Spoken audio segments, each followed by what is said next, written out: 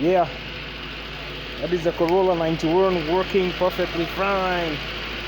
Hapa nimefanya modification kidogo, but don't worry, I was trying to test something.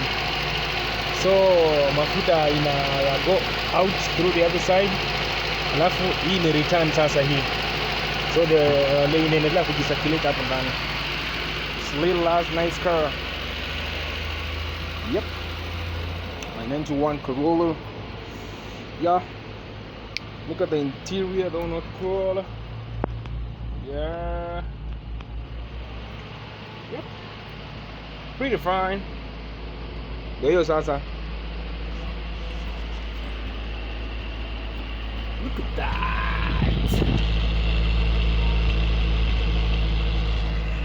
Yeah, fine. Now I want it to idle for as long as possible.